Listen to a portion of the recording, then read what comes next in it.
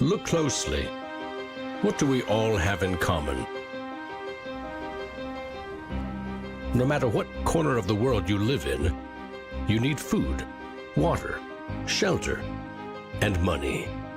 Half of every transaction involves money in exchange for goods or services, stocks, a loaf of bread, illegal drugs. You gotta pay for it. We spend much of our lives chasing money to make a living and accomplish our dreams. But it's also an instrument of destruction. Some might say evil, driving criminals to lie, steal, and even murder. The existing banking system extracts enormous value from society, and it is parasitic in nature. Money is a catalyst for the worst and the best of human endeavor. Before civilization, we created currency, fuel for wars, the path to power, champion and enemy of innovation. Money is so integral to our society and our global economy that its true nature remains a mystery to most. This is the story of money, perhaps the end of money as we know it. No matter how fat your bank account or how thin your wallet, to us it's all cold hard cash. There are some who want to kill it. Get rid of it. Burn your dollars, your euros, your yen, and transform every penny you have into ones and zeros, digital currency. Entrust it to the web and computers spread across the planet. Magic internet money. It's called cryptocurrency, Bitcoin. Invented in secret, it was a gift to the world. It's not just a currency, but it's actually programmable money. A potential curse on bankers. And there's nothing that the big banks or politicians can do to stop it. Breaking every government's grip on money supply. What the internet did for information, Bitcoin is doing for money. Could it be the new gold? No, you have to really stretch your imagination to infer what the intrinsic value of Bitcoin is. Regulators, the Federal Reserve, the banking system, at least understand this is a thing that they have to take seriously. This is going to change the economic culture. Bitcoin could be a microeconomic miracle worker, and it could be a macroeconomic wrecking ball. Is Bitcoin the currency of the future? A godsend for criminals? Or a recipe for financial disaster? If you trust your money just as it is, we have a little story to share.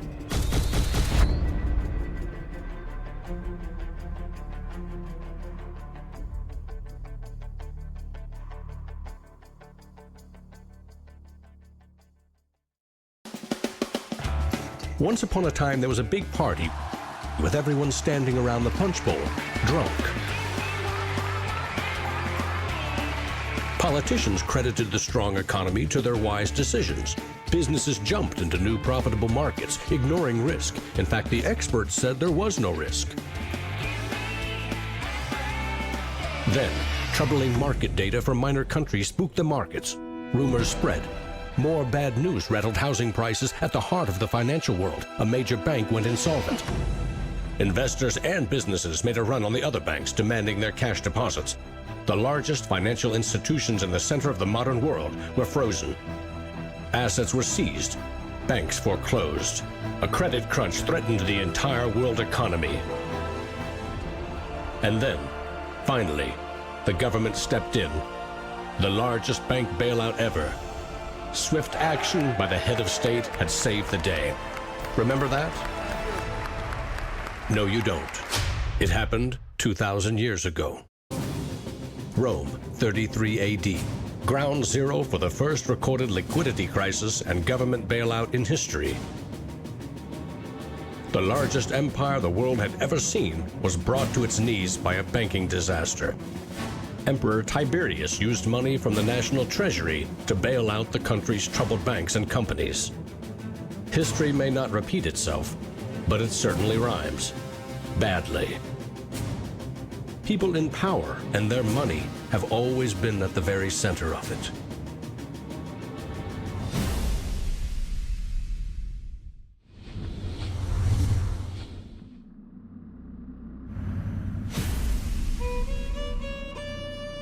The story of money is as old as civilization itself.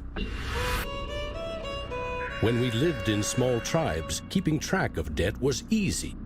You owed somebody a load of firewood. A neighbor owed you a piece of meat. Credits and debits were kept in your head, a mental ledger. Currency is a language that allows us to express transactional value between people. It's technology that's older than the wheel. It's as old as fire. When humans wanted to trade outside their tribe or village, they needed something everyone could agree had value, something scalable. Enter commodity monies. There were many kinds, but each had to embody the same 5 characteristics. A commodity money is relatively scarce, easily recognizable, can be cut into smaller pieces. You can substitute one piece for another of equal value, and you can carry it around without too much trouble. In ancient Rome, it was salt. The Aztecs used cacao beans. It was whale teeth on Fiji, yak dung in Tibet, shells in Africa and China. Grains, metal, ivory, rare stones, leather, fish. If it had the 5 characteristics of commodity money, someone probably used it as currency. And then you ask, what value do these currencies have? If you go into a primary school, you'll see children exchanging rubber bands and Tamagotchi and Pokemon cards and baseball cards and sweets and candy and any other form of currency. People invent currency when they have no other currency. And now they're going to invent digital currencies. But commodities that aren't durable are a lousy store of value. A bad cacao crop or a huge new salt discovery can throw your currency and economy into turmoil. A more stable system was needed. About 2,500 years ago, the first metal coins were minted in China and in what is now Turkey. These coins shared the same 5 characteristics with commodity money, but were also very durable. In some cases, coins are the only thing left of entire civilizations. Money does not originate with governments. Money arises naturally as markets begin to develop and as people with a division of labor realize that if I have eggs and you have a cow, we may need some medium of exchange in order for you to buy my eggs or for me to buy your cow. Coins were an objective and universal unit of account, and they allowed people to buy and sell goods over vast regions. The market economy was born. Coins worked, but only if people trusted that the king or emperor who issued them wasn't cheating on the metal content. Using coins also meant that an authority now controlled the supply of your currency. Money and political power were inextricably linked, centralized. Minting coins in a steady and predictable manner allowed economic growth and stability. The Wushu coin in China retained its value for 500 years. In Constantinople, the solidus lasted for 700 years. But in those times, the coins didn't have this sort of milled edge. They were flat, and what used to happen was, as coins were passing from people to people would cut little bits off. And in fact, in some of the taxation that the kings would do would actually be take 1/8 of the coin off. Taxes built castles and financed military campaigns, expensive hobbies. Soon, royal mints were substituting cheaper metals for silver and gold. This is called debasement, and Europe's kings made a habit of it. The currency of France was debased every 20 months for 200 years. If no one can trust the gold or silver content of your coins, how can you trade with other countries? International merchants found a solution. They recognized that one person's debt has value. It can be traded or transferred. When those IOUs came from reputable sources, they could be used as a form of money, paper money. This money was not based on hard commodities or metal, but instead on someone's promise to pay. Merchant families like the Medici in 15th century Florence acted as clearinghouses for these IOUs. It worked like this. an English trader ordered a shipment of Italian cloth from the Medici for 100 gold coins. His promise to pay the Medici was put on paper. Meanwhile, the Medici owed 100 gold coins to another trading partner for delivery of wine from France. The parties didn't go to the expense of transporting and exchanging gold coins. Instead, the paper was transferred. Everyone agreed that the paper had value, 100 gold coins, but only because everyone trusted the Medici as solvent middlemen. They had created a paper money machine. Within a few generations, they rose from low crime to high finance. Their great wealth helped fuel the Italian Renaissance and elevated the family to levels of enormous political power. The power to marry into royal families and get elected as popes. The ties binding money to power, politics, and influence now ran through church and state. Merchants had proven that creating paper currency could be wildly profitable. Goldsmiths wanted in on the action. Imagine it like this. If the goldsmith had seen over a period of time that some of the coins he was storing for people were gathering dust, the people who owned them don't need them right now. So what if I go and lend them out into the community and I charge them interest on this loan? So he starts out lending some of these gold coins, and then later he realizes actually people don't even want the gold coins, they just want the piece of paper that says the gold coins are in the bank and with the goldsmith. So I can now make a loan with these pieces of paper, and whatever I write on a piece of paper, as long as people trust me, they'll trust the paper. And effectively the goldsmiths and the early day bankers, they had literally acquired the power to print money. More and more private paper money from merchants and banks circulated and began to rival the crown's coins. The power inherent in controlling and issuing money began slipping away from the rulers. They couldn't tax or debase this new kind of money, but they had bigger ambitions than ever with trading posts, colonies, and empires that now stretched across the globe. For centuries, European countries would take turns building massive fleets and waging war on each other to rule the world.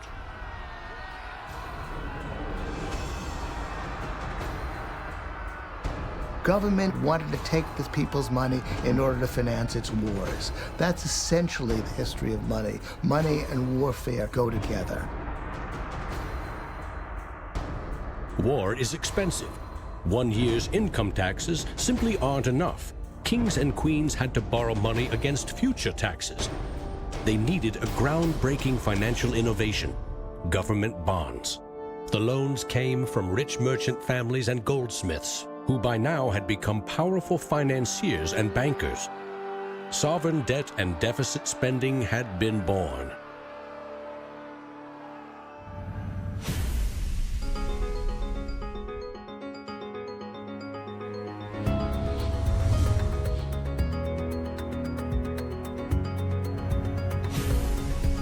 In 1694, the Bank of England was established to fund a war against France.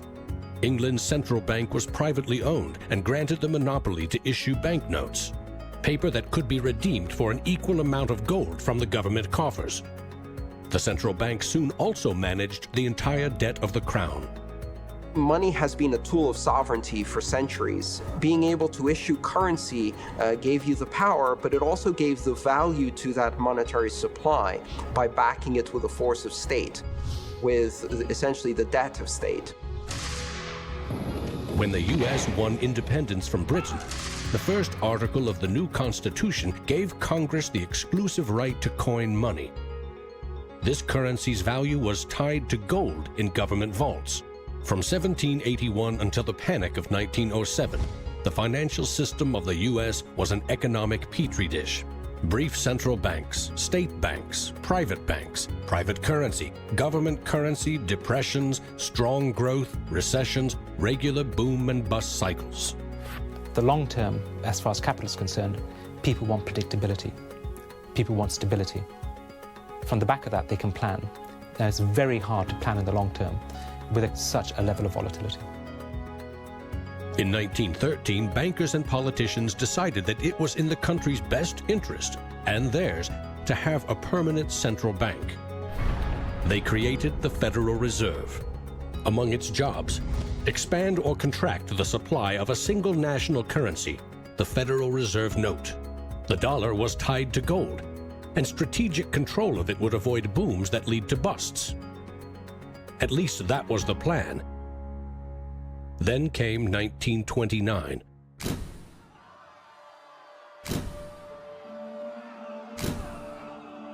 The Great Depression would have a profound effect on monetary policy worldwide. I shall ask the Congress for the one remaining instrument to meet the crisis: broad executive power. Soon, the Fed had printed nearly all the money it legally could to pump life back into the economy. It needed gold to fire up the mint.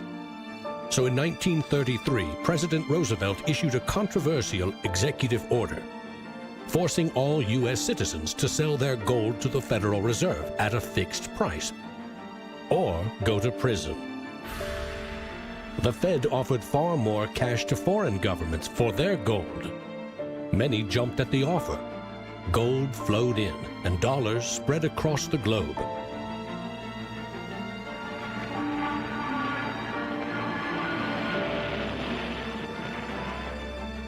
World War II devastated nearly every major economy, except the United States.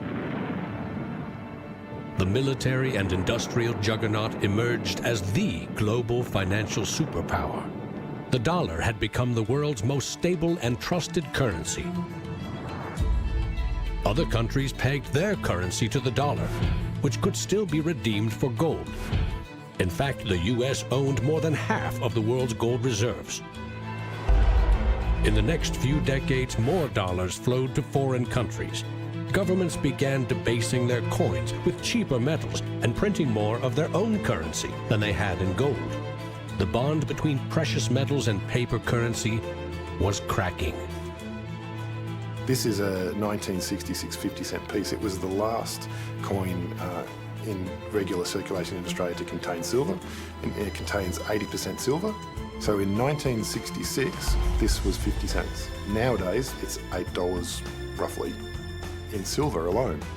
By 1966, foreign nations had had enough of the U.S. collecting gold and printing cash.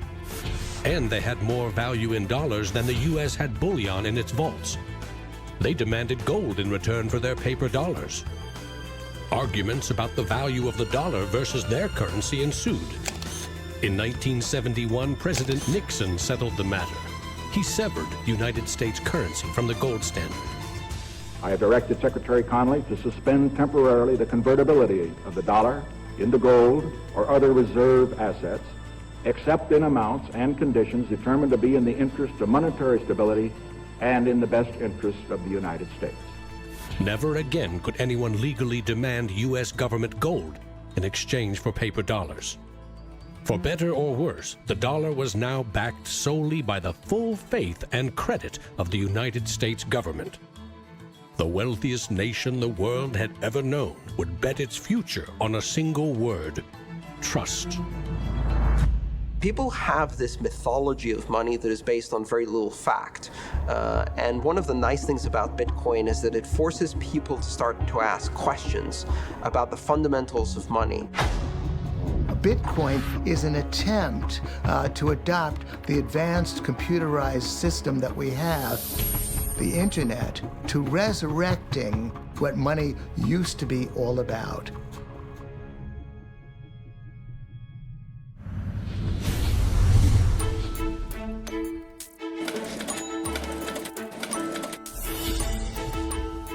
I think our dollar policies, our monetary policies, our fiscal policies have absolutely created a nation of debtors.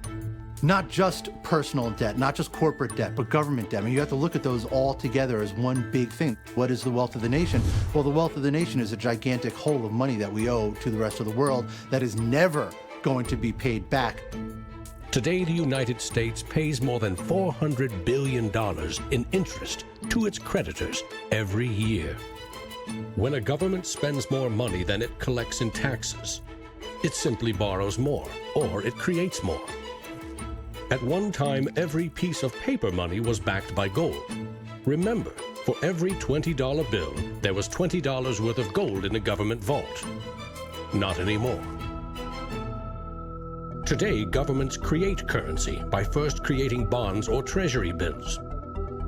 These bonds are sold in the market, generating funds for the government that issued them. Large banks buy U.S. bonds to flip them, selling them to the Federal Reserve at a profit. This is the magic money machine. You see, the Fed is America's central bank, but it doesn't have any money. No cash on its balance sheets. When a bank buys a bond and takes it to the Federal Reserve, the Fed simply says, "Thank you, Mr. Banker. Here's the principal and some profit." New money isn't exchanged. It simply appears on the bank's accounts. Magic. For 100 years and counting, the precise mechanisms of these bond purchases have remained a secret. Here's where it gets really interesting. The Federal Reserve is not a government agency. It's a private entity, and its shareholders are banks which earn a dividend. As much as $80 billion per year total are paid out to some of the very same banks that sell the government debt to the Fed. Which banks? Don't even bother asking. That's also a secret. In other words, the magic money machine answers to no one. The Fed also sets the bar for how much interest you pay for a car, home, or business loan. The Federal Reserve has been given the impossible task of trying to run the credit and monetary system as though we are the Soviet Union. It's the central planner for the key aspect of capitalism, which is how money and credit is allocated. The Federal Reserve, on balance, does not help the economy. On balance, it hurts the economy. And it's bound to make mistakes, even with the best of intentions. The Fed is also supposed to boost employment with low interest rates, encouraging people and businesses to buy more goods and services. Governments getting involved in money is a good thing, and it's also a bad thing. It's a good thing because money is the arteries of the economy, the blood supply of the economy. Markets are subject to bouts of euphoria and despair, and it makes sense for governments to back currency and manipulate it. Moving the money supply up and down is the most powerful way to sedate that boom and bust cycle. Manipulating the supply of money has short-term and long-term consequences.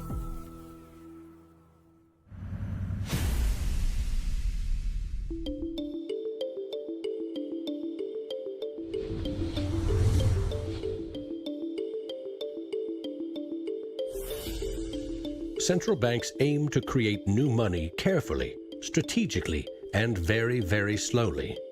Releasing more money into the economy causes prices to rise, ideally by 2% every year. That's supposed to foster economic growth. But 2% inflation means the buying power of one cash dollar in your pocket today will be 98 cents next year, and less nearly every year to come. Since 1913, when the Federal Reserve took over the United States dollar, we've seen that the United States dollar has decreased in value 98%. Inflation is a far higher tax because on your income you pay it just once.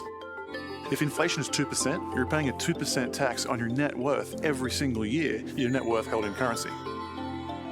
So, what does that mean? If you earned $1 in 1913, you could buy 16 loaves of bread. Today, $1 barely buys you one. That's not a quaint notion of how cheap things used to be. It's proof that the value of your cash is slowly withering away. That $1 invested at 2% in 1913 would now be worth $7.24. More than 600% return versus a near total loss. The US dollar has gone from being worth $1 to now being worth about 4 cents. So that's, 96% of its original value. And it's a direct result of government control. Governments don't create money from thin air all alone. You play a key role in the magic money machine.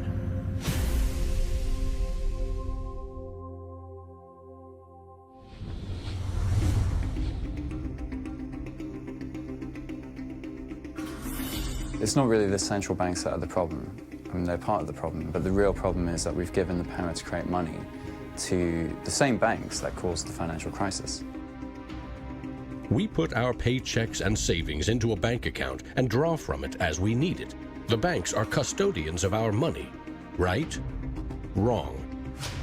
It is now the property of the bank on their balance sheets. They can do just about anything they want with it. For example, create new money. Here's how.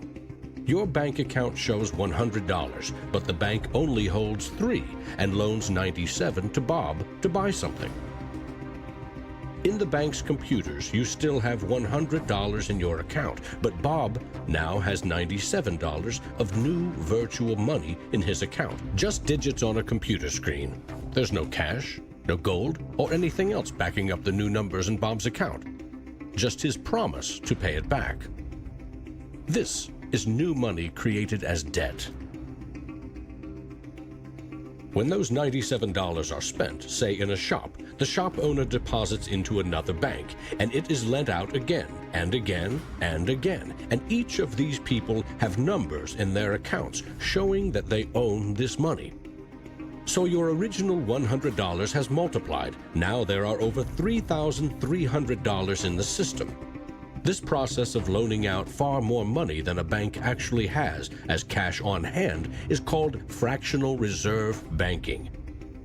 In the UK, 97% of the money that exists is just numbers in the computer system, and those numbers are created by the banks. Banks earn untold billions in interest every year by creating and lending virtual money. What's more, banks don't even need your deposit to create new money. If they consider someone credit-worthy for a loan, they can put new magic money into his or her account and start charging interest. So reporters talk about Bitcoin as though it's the first digital currency. But actually we use digital currency every time you make a transaction through internet banking or through your bank card. Actually, it's not even just digital currency, it's digital currency that is created by the banks, essentially out of nothing. In other words, all new money is debt. This is the part of money creation that isn't taught in economics class. Money in paychecks, bank accounts, 401ks, that loan to Bob, credit card debt, your home loan, all began life as virtual money created by the banks. The entire system is based on trust. Trust in the bank's solvency. Trust in the debtor's ability to repay their debt. If all bank customers demanded just 3% of their deposits right now in cash, this run on the banks would reveal the truth.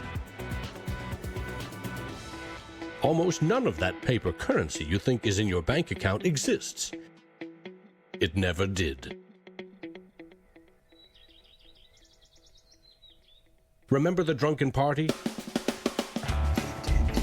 Our financial crisis had everything to do with virtual dollars. Too many people with very little income borrowed a lot of money they could never repay. But the banks didn't care. They didn't have to. They quickly made and sold shaky loans to someone else for a profit. And I got them all approved. Hey! Apply now. Selling bad loans was a good business until the whole thing blew up in the global financial crisis.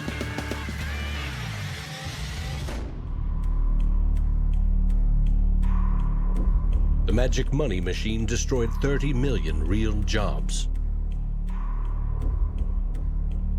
The United States alone lost $16 trillion in household wealth, and the banks foreclosed on more than 1 million homes.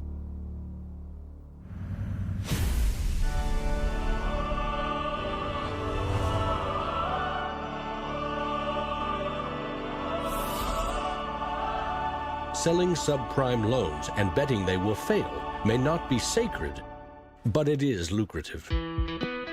As much as 1/4 of our best and brightest are being lured by the siren call of the money machine.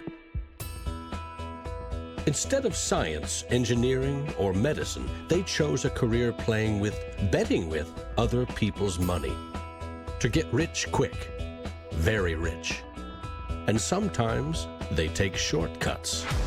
Getting by on a nickel and a dime. Money has a funny way of bringing us down. They say it makes the world go round and around. My ancestors in Greece talked about the corrupting influence of power, and nothing has changed in these 3,000 years. When you give control over massive amounts of money to a few individuals, they will take advantage of that control. Banks today are factoring in fines and money laundering and all the rules that they break into their cost of doing business. JP Morgan is today coming out and saying that Bitcoin is not a legitimate way of doing business. Banks today are tied into a system that is completely rigged to basically harvest money from the entire global economy and pump it into the hands of very few. Don't get consumed by the greed. The existing banking system is cozy, it's captured the regulators, it extracts enormous value from society without delivering anything in return, and it is parasitic in nature. The banks play a very pivotal role in an economy. You look at any successful economy, it has successful banks. There's a very close correlation with banking profits and the economy as a whole. In medieval Europe, a banker who couldn't repay depositors was hanged. Today, that same banker would get bailed out, paid bonuses, and enjoy some tax benefits too. To date, no senior U.S. banking executive has been charged for selling the bad loans that fueled the Great Recession.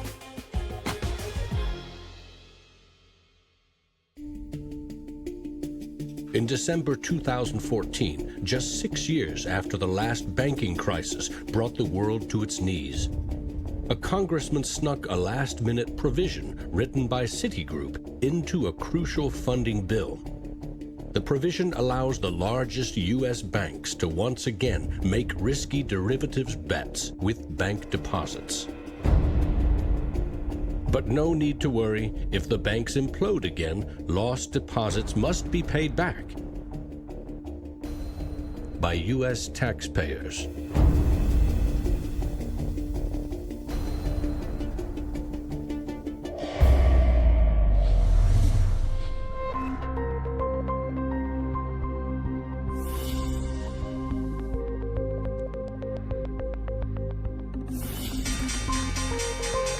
Today's financial innovators package assets in ever more complex ways, slicing, dicing, securitizing, always using someone else's money. They sell debt, transfer risks, leverage bets. That's what they call innovation. When you're talking about financial innovation, Bitcoin certainly is a very good example of innovation.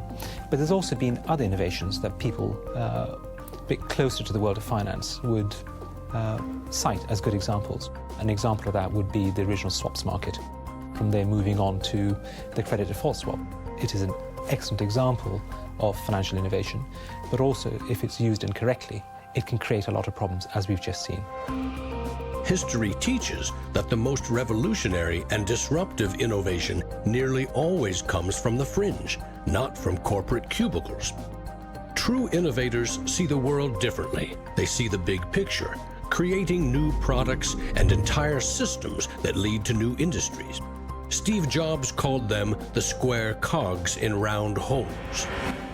It's unsurprising that new innovations always come from a niche group of early adopters, because it is inherently very hard for many people to realize the benefits of new technologies. In 2011, most Bitcoin community people were either people from the technology space, the geeks and hackers, or people from the traditional financial industry. There are even some bankers and hedge fund traders using Bitcoinica at that time as well, which was really surprising to me. A radical new idea is often met with skepticism, ridicule, even hostility from those who stand to lose the most from its success. Case in point, the automobile. In the late 19th century, Carl Benz and others built the first cars, contraptions that could threaten the stagecoach and railroad industries. These self-propelled vehicles, or road trains, would certainly scare horses, injure people, and damage roads. Cars, the railroad barons said, were just too dangerous. And to protect us, they used their power to pass a law in 1865. It required every automobile in England to observe a 4-mile-per-hour speed limit and to be operated by a crew of 3, a driver, an engineer, and a flagman.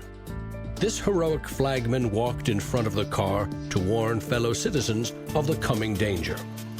The railroad tycoons, the lawmakers, the self-appointed gatekeepers used regulation to stifle innovation. But they didn't invent the flagman. He's been around for a long time.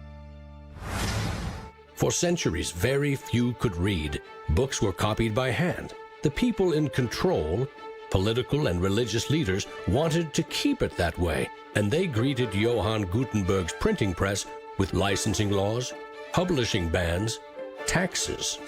In some parts of the world, printing was a crime punishable by death.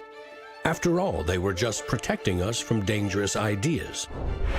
Before the printing press, there were an estimated 30,000 books in all of Europe. 50 years later, there were 10 million. As Gutenberg's invention flourished, the Dark Ages withered. Progress couldn't be stopped. But the flagman never stops trying. His masters set him loose on each of these innovations because they threatened someone's profits, someone's control. But remember, this is a story about money. What if a technological innovation allowed anyone in the world to be their own bank? To create a currency free from taxes and banking fees?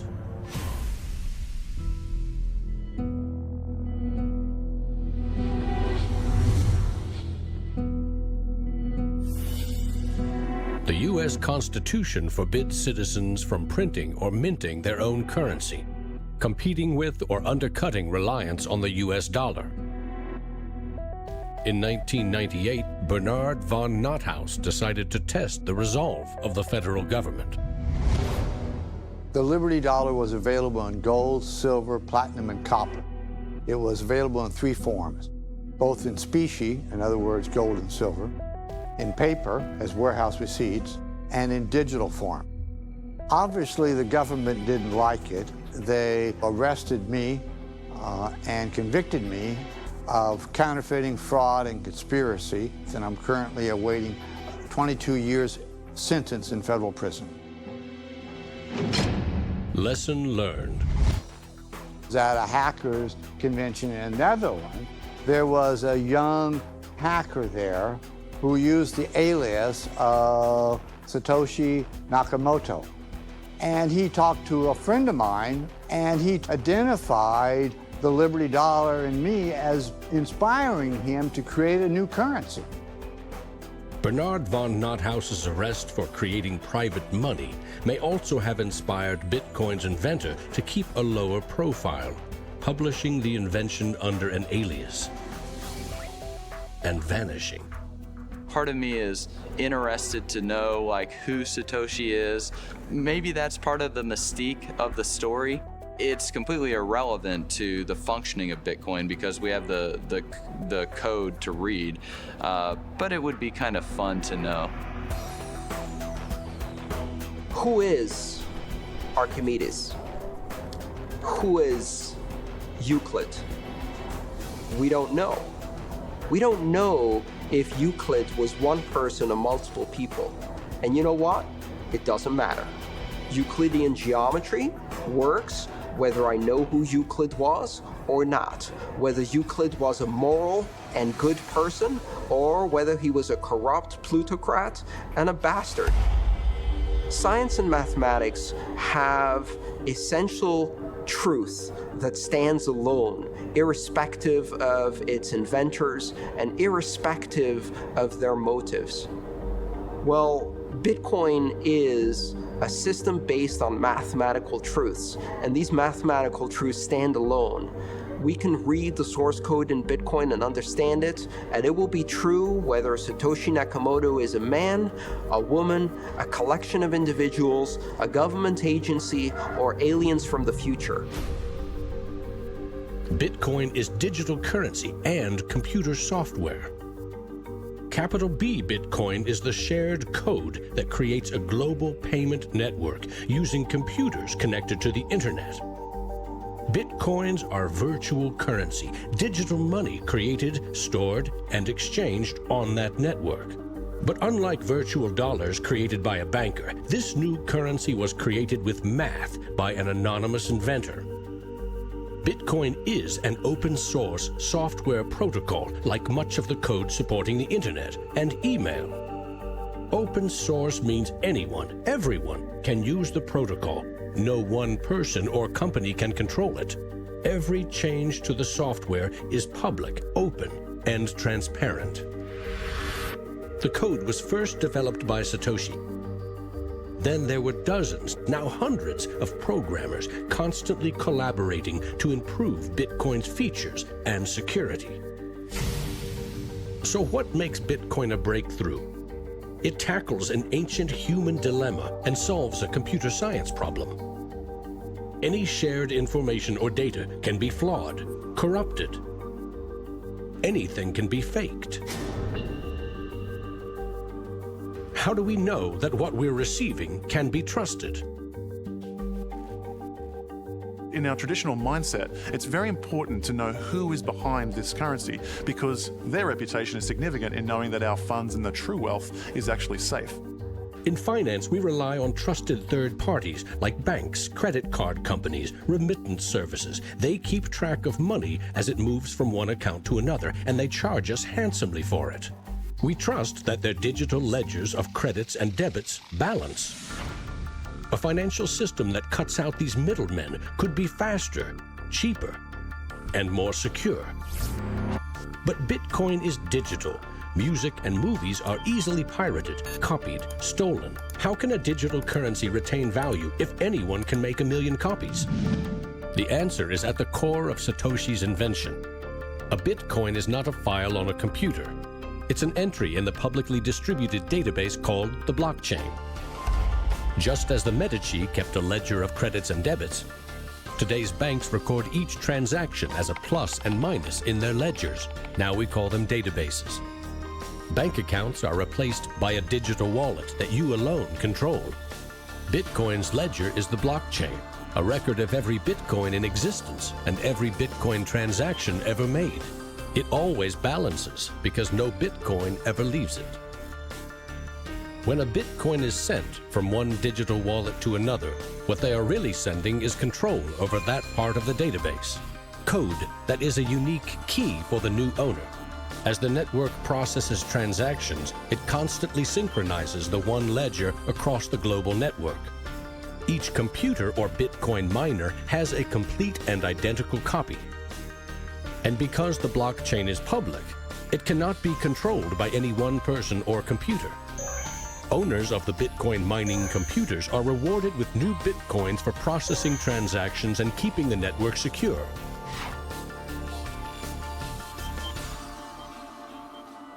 In other words, the Bitcoin network replaces banks and bankers. Today, the combined computing power of this global network is greater than the 500 biggest supercomputers combined, times 10,000. And because every transaction is verified and recorded by the network, a Bitcoin cannot be forged. Digital currency cannot be debased with cheap metals or printed by the billion at will.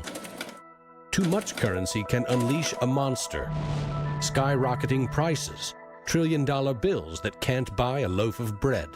There's a big movement in the U.S. demanding that the Fed be audited so we can find out what they're doing. Nobody really knows how many dollars are in existence, for example. Ben Bernanke created several trillions of dollars over the last several years, but nobody really knows where they landed. At any time, for any reason, the central banks can print as much money as they want. They call it fancy things like quantitative easing. And when they do that, it makes the dollars or euros or yen that you and I have worth less. So if the world starts using Bitcoin as their currency, It can't be controlled by central bankers or politicians. Remember, central banks create money to boost the economy and try to pull it back out before inflation heats up. But no one knows how much magic money global banks are creating to boost their profits with questionable loans. Bitcoin's completely the opposite. It's totally transparent. You know exactly how many exist.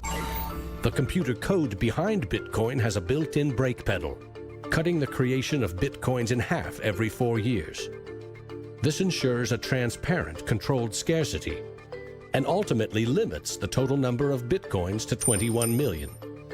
No lobbyist, no politician, no banker can create more or change the mathematical rules dictating their creation. Advancing accountability. And that's one of the things I think is most exciting about Bitcoin and the technology behind it, is not so much that it will supplant the dollar or that it will supplant government itself, but that all of a sudden there's a competitor to government, and that government itself now needs to look over its shoulder more than it did. This new digital currency can be purchased online with a credit card or in person with cash. And it has the 5 key characteristics of money. But is it a store of value? Is it stable, or will it diminish over time, like a commodity rendered useless or a crop that fails? The ultimate power of a cryptocurrency is unleashed by mainstream adoption and an ever-growing volume of transactions. With Bitcoin, the currency has been created much more slowly than other currencies. And the effect of that has been to turn it into what is essentially a speculative asset. If you ask a lot of Bitcoin enthusiasts whether they're spending the currency, they're not. They're sitting on it and waiting for the price to go up. It isn't a currency if you don't use it to pay people. The point is, the average person is quite happy to walk into a bar and hand over, a $5 note in order to get a drink. So you've got to realize that most people are happy with the money system they have. If most people are happy with cash, they're in love with plastic.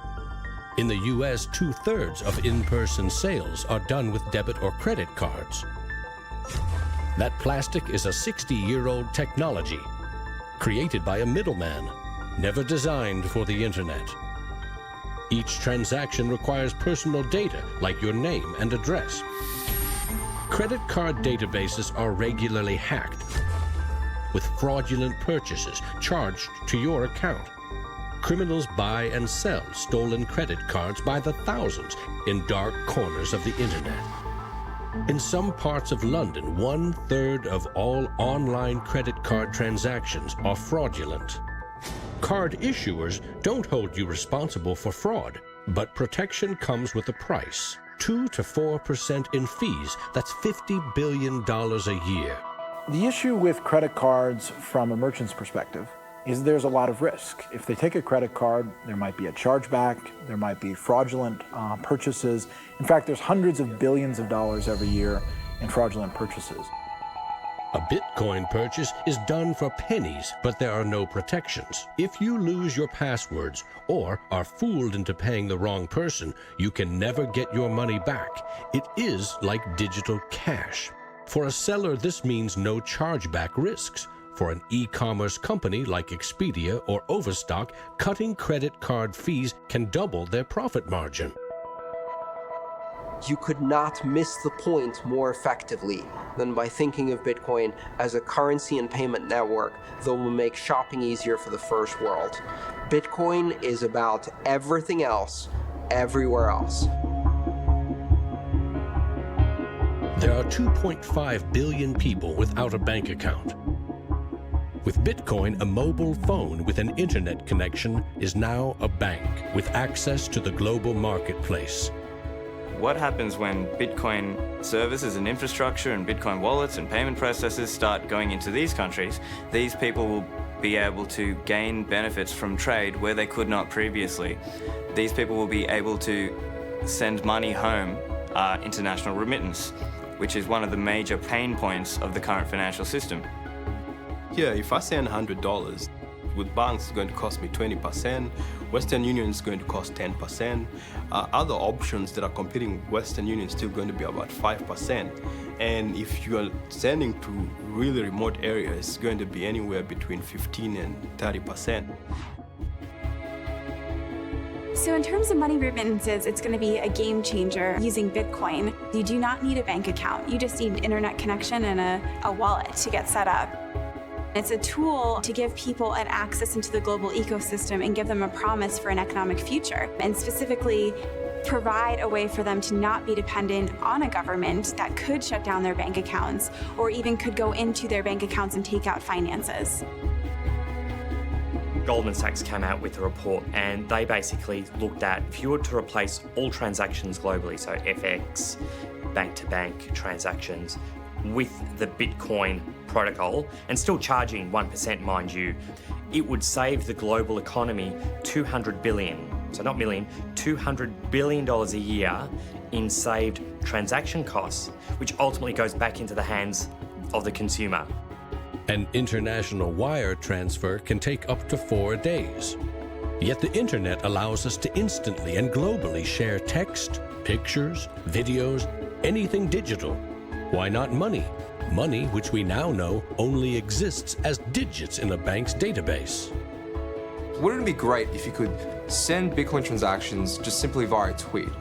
For example, you would say at the end of money, $1 worth of Bitcoin.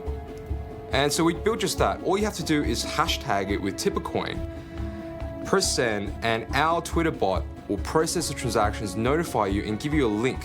And this will allow you to either withdraw your Bitcoins or send it to someone else. With Bitcoin, you can send $1 or $1 million worth of value anywhere in the world. You can do it for free, or you pay the Bitcoin network fee, which is still just around a penny. And there's nothing that the big banks or politicians can do to stop it. A cryptocurrency that can only be created and transferred with computer networks may be the next step of the digital revolution. The rise of machines, self-driving cars, drones, robots that rely less and less on humans. What I often think is that the future of Bitcoin or digital currency from a broader perspective is really about machine-to-machine payments. So by the time you have an unmanned taxi driving you around New York and then going to power up at an unmanned power station or going to get repairs at an unmanned auto shop, you'll see the machine-to-machine payments done with some sort of digital currency.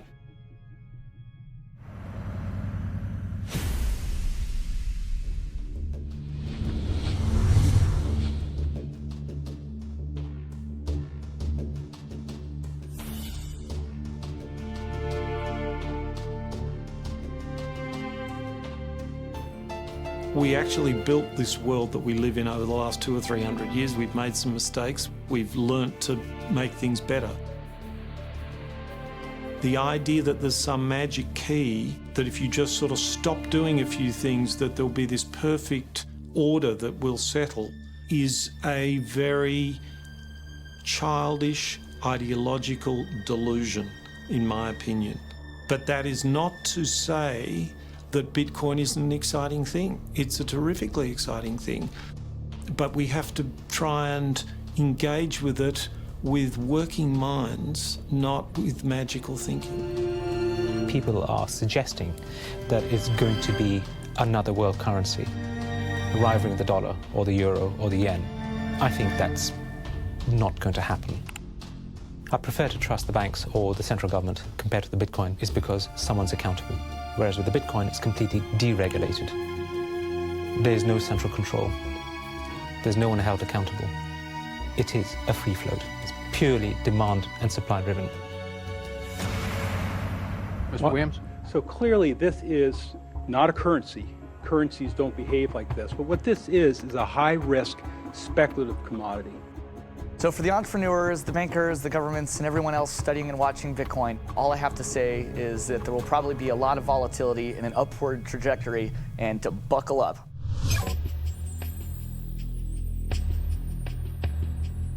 Criminals, scam artists, bad actors are drawn to any kind of money like a moth to a flame. Silk Road was a marketplace that was online. It existed in the underground web. Now, this marketplace allowed people to sell things that were illegal to governments. Fake IDs, pirated music, Bibles in North Korea. Are cryptocurrencies inherently bad? or just the newest tool to acquire the forbidden? Porn is illegal in Iran. Well, there's a few percentage points of sales on Silk Road was to sell porn to Iranians. Now, a much broader one that gets a lot of press with regards to Silk Road is drugs. I've been doing research over the past couple of years into the online drug marketplaces in the darknet using Tor and Bitcoin as technologies to enable illicit drug transactions. We did a global survey of drug users, and we had over 20,000 people respond to that. And the majority of those people were buying traditionally illicit drugs, ecstasy, cannabis. The FBI brought down Silk Road. It certainly hasn't stopped the trading of illicit drugs online. A lot of people want to criticize Bitcoin for being used for illegal things or illicit things, but if you look at it, the most popular currency in the entire world for doing bad things is the US dollar. If you think of Bitcoin as a platform instead of a currency, then you really begin to see the potential it has. The ledger, which cannot be forged, it cannot be changed, and is universally accepted, is genius. There will be Bitcoin technology forever, and it'll have applications for years to come. Creating a secure global payment system may just be the beginning. Patents, contracts, land titles, proof of ownership can be baked into Bitcoin, securely held in the public ledger. I read up more about Bitcoin, I played with the source code, I built some things that I realized this is actually a very, very powerful protocol. It's not just a currency, but it's actually programmable money. The digital age has fundamentally changed the world. We have embraced digitized music, film, medical records, communications, the internet. The free exchange of information and currency can fuel revolutions, help in a disaster. But our money is shackled to the 20th century, manipulated by governments and banks. The champions of Bitcoin ask us to imagine payments without a middleman, investments without a broker, loans without a bank, insurance without an underwriter, charity without a trustee, escrow without an agent, betting without a bookie, record keeping without an accountant, global, secure, nearly instant, and free. Is it fantasy or the future of money and commerce?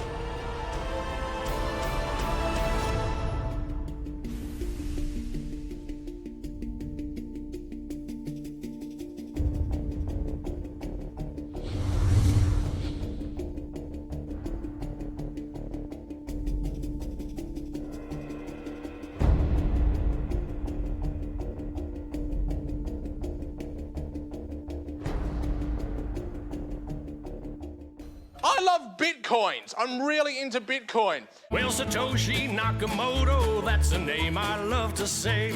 And we don't know much about him, but he came to save the day.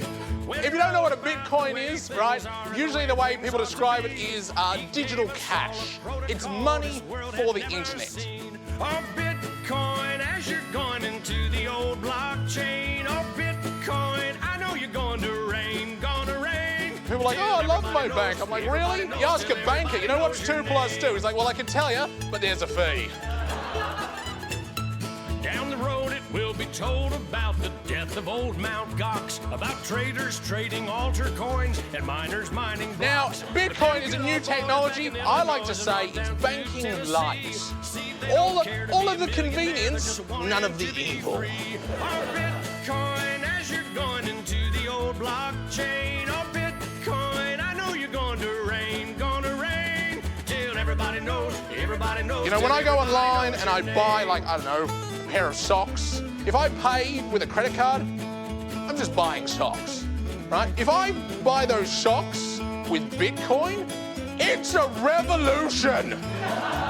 I am sticking it to the man.